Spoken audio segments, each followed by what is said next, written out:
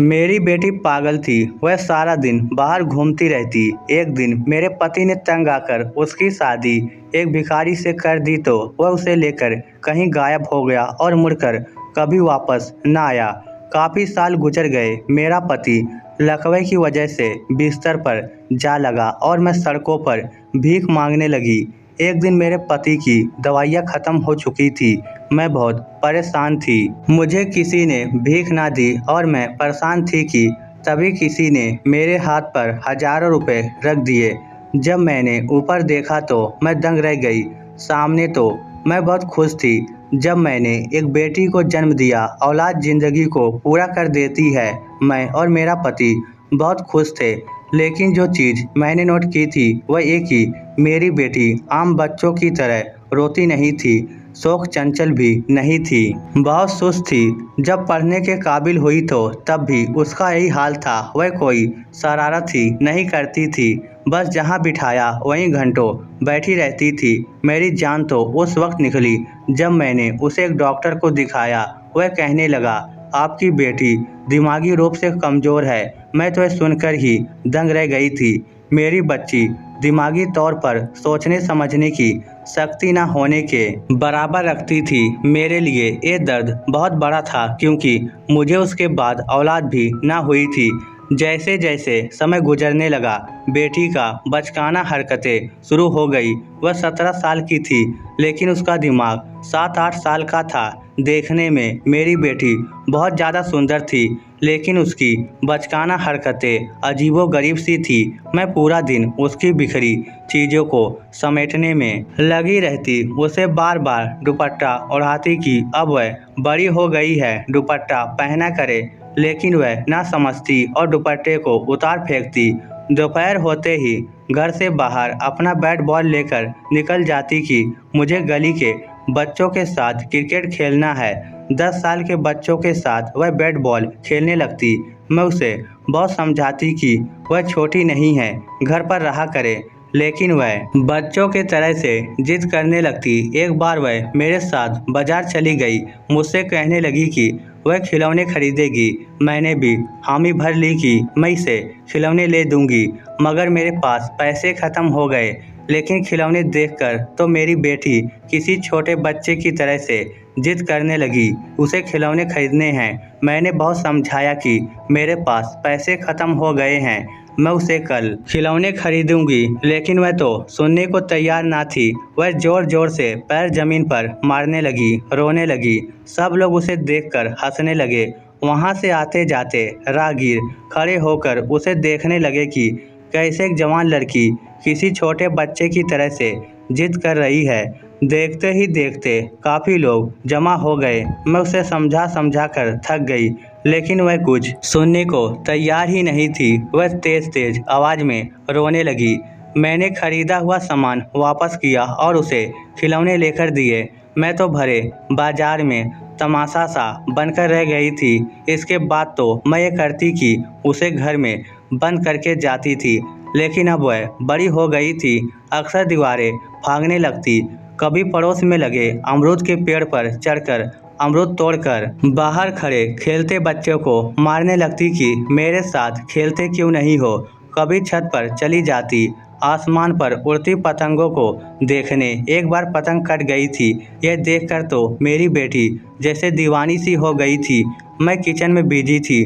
वह धीरे से दरवाज़ा खोले बाहर निकल गई और मुझे जरा सी आहट की आवाज़ तक नहीं आई थी। मैं जब किचन से बाहर निकली तो मुझे मेरी बेटी नज़र नहीं आ रही थी। मैंने उसे पुकारना शुरू कर दिया, पूरे घर में उसे ढूंढने लगी, लेकिन वह मुझे कहीं ना मिली। जब मैंने बाहर का दरवाज़ा खुला देखा तो मेरी जान ही निकल गई थी। मैं बाहर गली में निकल गई, लेकिन दोपहर का समय था। पूरी गली में सन्नाटा था, कोई भी ना था। मेरा दिल यूं था कि धड़कना भूल गया हो। इस वक्त वह घर से बाहर निकलकर कहाँ चली गई थी। सामने वाले पड़ोसी के छोटे बच्चों के साथ वह अक्सर गली में बैट बॉल खेलती थी। मैं उनके घर चली गई कि पूछूं कि वह यहाँ तो नहीं। मैंने उनका दरवाज़ा खटखटाया तो बच्चों की माँ ने खोला था। मैं बहुत घबराई हुई थी। मैंने कहा कि रुचि आप लोगों के घर आई है। मेरी बात पर वह नाक मुंह सिकोड़कर कहने लगी, नहीं भाभी, हमारे घर तो नहीं है। मेरा दिल यूं था कि जैसे सीने में रुक सा गया हो। मैंने कहा, तुम अंदर जाकर देखो, शायद तुम्हारे बच्चों के साथ खेल रही हो। वह कहने लगी कि मेरे बच्चे तो सो रहे हैं। मेरे आंसू बहने लगे थे कि इतनी तेज धूप और गर्मी में सब बच्चे ही घरों के अंदर रहते थे। शाम को 4 बजे बाहर खेलने के लिए निकलते थे। मेरी हालत ऐसी थी कि जैसे पागल हो गई हूँ। मैंने गली के 4-5 घरों के दरवाजे बजाकर पूछ लिया, लेकिन वह किसी के घर पर नहीं थी। अब तो बर्दाश्त करना मेरे बस की बात नहीं रही थी। मैं रोने लगी। घर आकर अपने पति को फ़ोन किया, फिर रोने लगी। वह मेरे रोने पर परेशान हो गया था। मैंने कहा, रुचि ना जाने कहाँ चली गई है। मेरी बात सुनकर कहने लगे, यहीं होगी, मैं आता हूँ। मेरा पति कुछ देर में घर पहुँच गया। मैं तो रोए जा रही थी। मेरे पति ने पूरा मोहल्ला छान मारा, लेकिन रुचि को लगता कि जैसे आसमान निगल गया है। दोपहर से शाम हुई और शाम से रात, लेकिन मेरी बेटी का कोई अता पता ना था। मेरा पति भी मारा मारा गली मोहल्ले में ढूंढता फिर रहा था। हम इस मोहल्ले में काफ़ी पुराने रह रहे थे। पड़ोस वालों से भी काफ़ी जान पहचान थी, इसलिए काफ़ी लोग फिक्रमंद भी थे। पुलिस भी हमारे घर आ गई। मेरी बेटी की तस्वीरें देखने लगी, फिर कहने लगी कि आपकी बेटी पागल थी तो उसे एक कमरे में बंद रखना चाहिए था। उस पागल लड़की को क्या होश की वह कहाँ चली गई है। अब हम एक एक घर की तलाशी तो नहीं ले सकते। मेरा दिल इतना परेशान था कि जैसे अभी फट ही जाए। मेरे बस में नहीं था कि कोई कहने लगा कि अब तो बहुत घंटे गुजर चुके हैं, इसलिए पुलिस से बात करनी चाहिए। मेरा रो रो कर बुरा हाल था। पुलिस भी हमारे घर आ गई। मेरी बेटी की तस्वीरें देखने लगी, फिर कहने लगी कि आपकी बेटी पागल थी तो उसे एक कमरे में बंद रखना चाहिए था। उस पागल लड़की को क्या होश की कहाँ चली गई है। अब हम एक एक घर की तलाशी तो नहीं ले सकते। मेरा दिल इतना परेशान था कि जैसे अभी फट ही जाए। मेरे बस में नहीं था कि कहाँ से अपनी बेटी को वापस ले आती। पूरी रात हम पति पत्नी की आंखों में कटी थी। 2 दिन हो गए थे, लेकिन मेरी बेटी की कोई खबर नहीं थी। तीसरे दिन पुलिस की कॉल आई और उन्होंने हमें एक ऐसी खबर सुनाई कि हमारे होश ही उड़ गए। हम भागे दौड़े पुलिस स्टेशन पहुंचे थे। पुलिस ऑफिसर हमें हॉस्पिटल में ले गया। एक जवान जहान लड़की की इज्जत को रोधकर उसे मारकर एक सड़क के किनारे फेंक दिया गया था। मैं जब हॉस्पिटल में पहुंची, सामने सफ़ेद चादर पर लिपटी लड़की को देखकर ऐसे लगा कि बस खत्म हो चुकी हूँ। मैं मरे मरे कदमों से उस तक पहुंची थी और कांपते हाथों से उसकी चादर हटाई और जैसे ही उसे देखा तो कांपकर पीछे हट गई। उस लड़की के चेहरे को छुरी से काटा गया था और उसकी गर्दन को भी काटा गया था। लड़की की शक्ल बुरी तरह से बिगड़ चुकी थी कि पहचान में नहीं आ रही थी। मैं तो उसे देखकर फूट फूट कर रोने लगी। एक ऐसी अंधेरी नगरी है, तरस और एहसास तो लोगों में जैसे ख़त्म ही हो गया है। वरना पुराने वक्तों में अगर खोया हुआ बच्चा मिल जाता था तो उसे उसके घर तक पहुंचाने के लिए लोग पूरी जिम्मेदारी दिखाते थे। और आज लग रहा था ये सारी दुनिया ही इंसानी रूप में वैसी जानवर से भर चुकी है। बेशक वह मेरी बेटी ना थी, लेकिन उसकी हालत देखकर तो मेरा दिल फट रहा था। पता नहीं लोग कैसे ऐसा जानवरों वाला सलूक कर सकते हैं। अब तो मैं और भी ज़्यादा से बेचैन हो गई थी और अपनी बच्ची की रक्षा के लिए प्रार्थनाएं करने लगी थी। पुलिस इंस्पेक्टर ने फ़ोन किया कि एक लड़की उन्हें सड़कों पर रोते हुए मिली है। शक्ल आपकी बेटी से बहुत मिल रही है, इसलिए आकर पहचान कर ले। मैं और मेरा पति भागे दौड़े वहां पहुंचे थे। 3 दिन बाद मेरी बेटी पुलिस वालों को मिल चुकी थी, लेकिन जिस हालत में थी उसे देखकर तो मेरा रो रो कर बुरा हाल था। उसके बाल बुरी तरह से बिखरे और उजड़े हुए थे। कपड़े जगह जगह से फटे हुए थे। दुबकी सहमी एक कुर्सी पर दुबक कर बैठी थी। मुझे देखकर मेरी तरफ आ गई थी और मेरे गले लगकर रोने लगी। उसकी उजड़ी बिखरी हालत देखकर तो मेरा दिल चाहा कि जमीन फटे और मैं उसमें समा जाऊं। बार बार वह हिचकियों के साथ पुलिस ऑफिसर की तरफ इशारा करती, जैसे कुछ बताना चाहती हो, लेकिन इंस्पेक्टर की घूरी पर वह सहम कर मेरे साथ लग जाती।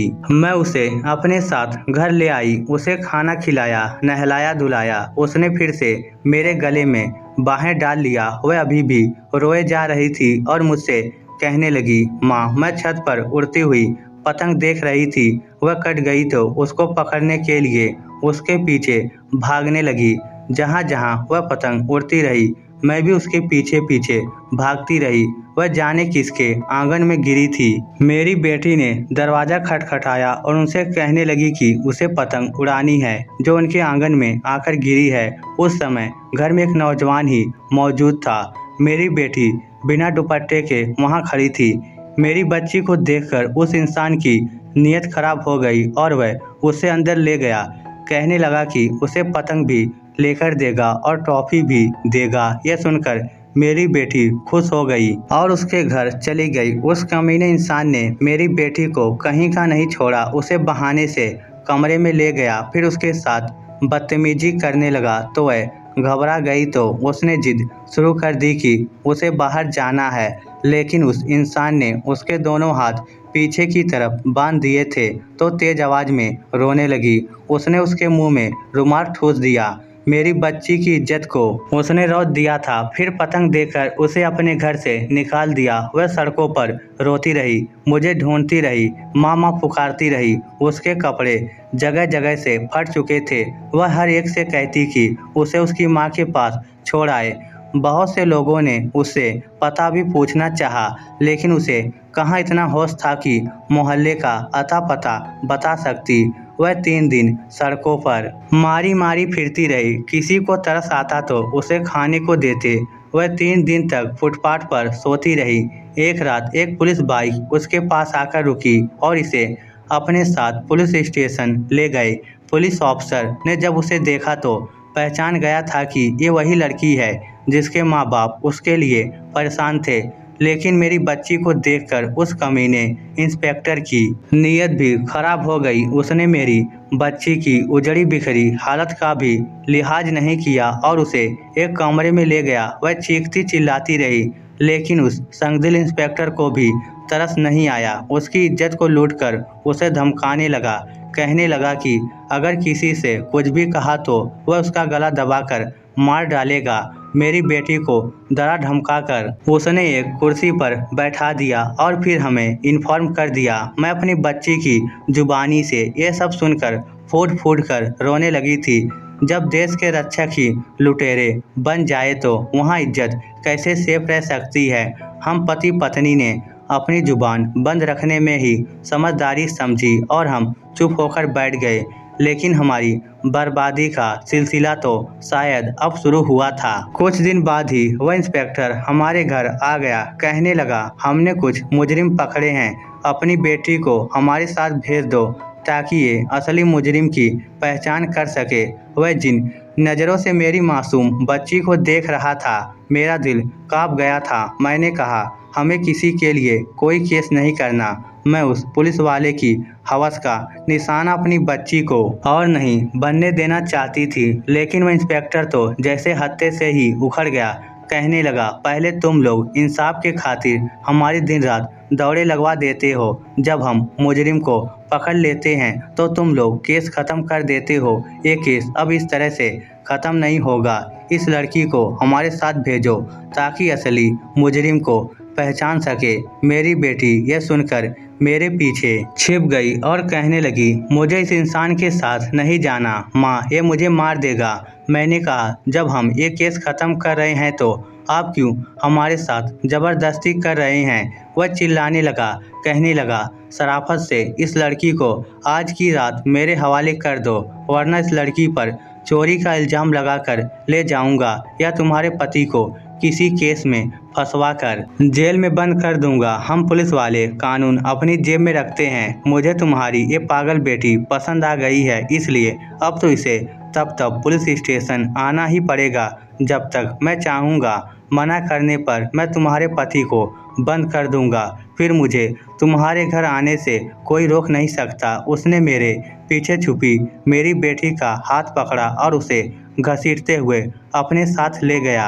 वह मामा कहकर रोने लगी, लेकिन मेरे बस में तो जैसे कुछ भी नहीं था। मैंने सोचा कि काश मेरी बेटी मर जाती, क्योंकि जो दर्द वह सह रही थी वह दर्द असहनीय था। वह पुलिस वाला हर कुछ दिन बाद केस के बहाने हमारे घर आने लगा और मेरी बच्ची को हवस का निशाना बनाने लगा। मैं और मेरा पति बहुत बड़ी मुसीबत में फंस चुके थे। अब मुझे समझ आने लगा कि क्यों लोग पुलिस स्टेशन में रिपोर्ट लिखवाने नहीं जाते, क्योंकि इंसाफ मिलना तो दूर की बात, यहाँ तो बेटियों की इज्जत की अर्थी पुलिस वाले ही निकाल देते हैं। मेरी बच्ची की रंगत पीली पड़ने लगी थी, वह बहुत कमज़ोर हो चुकी थी।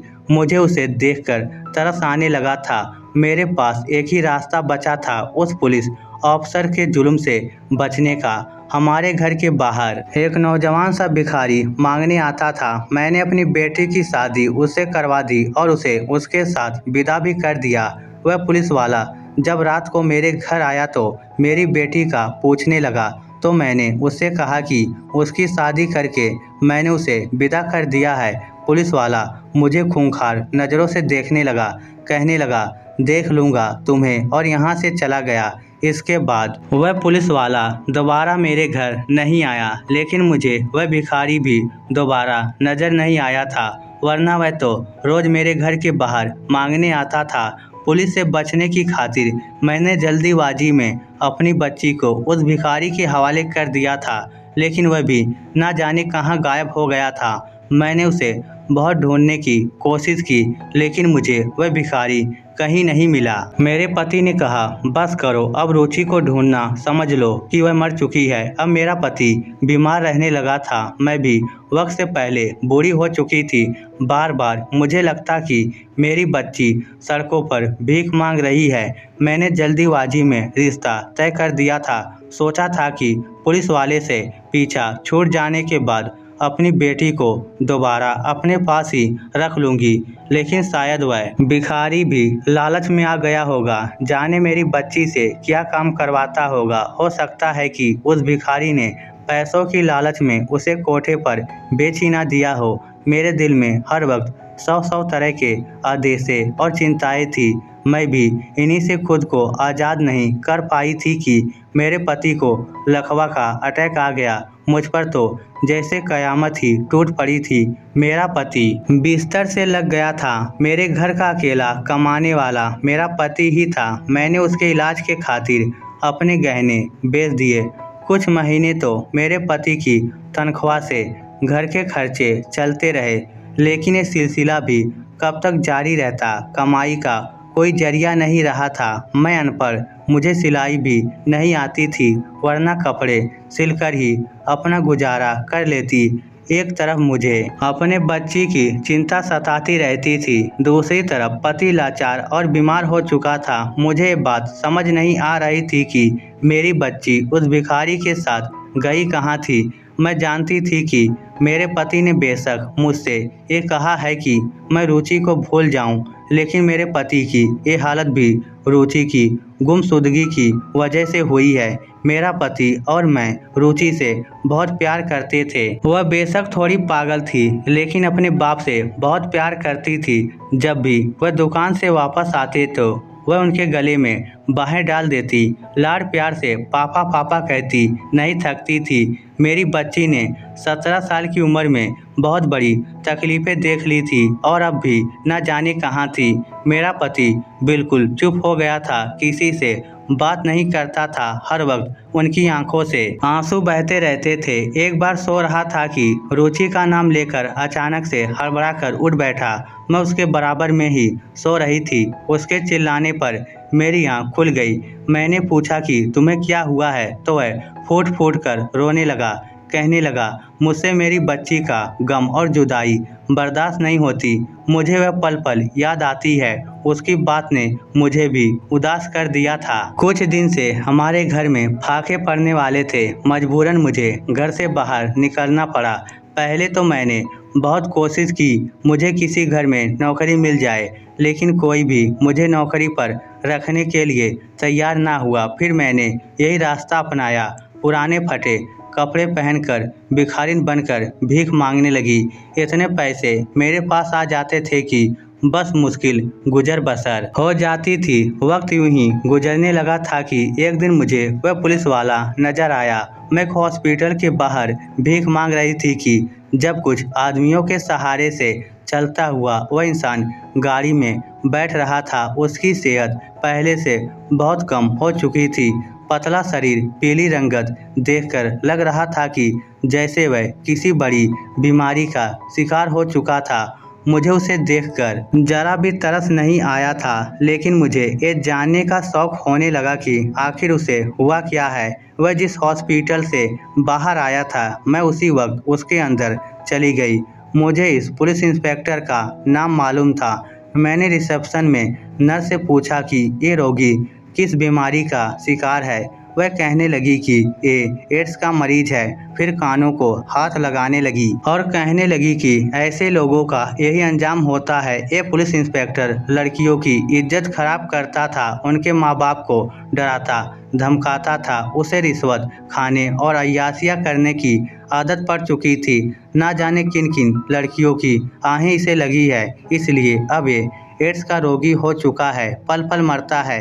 जब इसकी बीमारी और तकलीफ हद से बढ़ती है तो चिल्लाता है, चीखता है और अपने लिए मौत की दुआएं मांगता है, लेकिन इसे तो मौत भी नहीं आती। ये ऐसा ही करता है, कभी हॉस्पिटल में एडमिट हो जाता है, कभी अपने घर चला जाता है। इसे एक पल कहीं भी चैन नहीं आता। मौत मांगता है तो मौत नहीं आती। जुर्म का बदला भगवान दुनिया में ही लेना शुरू कर देते हैं। आसान नहीं होता किसी को खून के आंसू रुलाना। भगवान की लाठी बेआवाज होती है। अगर वह जालिम इंसान की डोरी को ढीला छोड़ देता है तो इसका मतलब ये नहीं कि वह इंसाफ नहीं करेगा। तो जब वह इंसान की डोरी को खींचता है तो उसे संभालने का मौका ही नहीं देता। इस इंस्पेक्टर के साथ भी यही हुआ है। इसकी ज़िंदगी मौत से ज़्यादा बदतर हो चुकी है। मेरा दिल चाहा कि वही अपने भगवान के आगे मैं गिर जाऊं। मैं तो समझती थी कि पता नहीं मेरे जुल्म का हिसाब भी होगा कि नहीं, लेकिन भगवान ने हमारे साथ हुए जुल्म का बदला ले लिया था। वह अपने भक्तों से बहुत प्यार करता है। मैं वहां से बाहर निकल गई। पति की दवाई ख़त्म हो चुकी थी और मेरे पास उन दवाई को खरीदने के लिए पैसे भी नहीं थे। मैं सड़क के किनारे भीख मांगने के लिए खड़ी हो गई कि तभी एक बड़ी सी गाड़ी मेरे पास आकर खड़ी हुई। उस गाड़ी में बैठी लड़की ने शीशा खोला और पर्स में से हजारों नोट निकालकर मुझे थमा दिए। मैं उसका चेहरा नहीं देख पाई थी, लेकिन उसको दिल में दुआएं देने लगी। मैंने जल्दी से मेडिकल स्टोर जाकर अपने पति की दवाई खरीदी और घर चली गई। अगले दिन फिर मैं सड़क के किनारे खड़ी थी जब वही गाड़ी दोबारा मेरे पास आकर खड़ी हुई। इस बार गाड़ी की खिड़की का शीशा नहीं खुला था, बल्कि गाड़ी का दरवाज़ा खुला था और वहां से उतरने वाली लड़की को देखकर मैं दंग रह गई थी। वह तो मेरी बेटी थी, मेरी रुचि थी। मुझे उसे देखकर हैरत होने लगी। उसने मुझे गले लगा लिया, कहने लगी, माँ, वह लड़का भिखारी नहीं था, वह एक पुलिस ऑफिसर था। भिखारी बनकर वह गैर कानूनी काम करने वाले को पकड़ता था। उसे मैं पहले से ही पसंद थी, इसलिए शादी के बाद मुझे अपने घर ले गया। लेकिन उसके बॉस ने उसकी ड्यूटी दूसरे शहर लगा दी और ये बात बताने से भी मना कर दिया। इसलिए वह मुझे लेकर दूसरे शहर चला गया। उसने मेरा इलाज भी करवाया। मैं बहुत खुश हूँ। उस दिन मैंने तुम्हें तब देखा जब मेरी गाड़ी आगे जा चुकी थी और तुम भी ना जाने कहाँ चली गई थी, इसलिए आज मैं यहाँ पहुँच गई। मैं अपनी बेटी को खुश देखकर भगवान का धन्यवाद करने लगी। मेरा पति बेटी को देखकर ठीक होने लगा था। भगवान ने हमारी खुशियाँ लौटा दी थी। इस स्टोरी को लेकर आपकी क्या राय है, नीचे कमेंट करके हमें ज़रूर बताइएगा। धन्यवाद।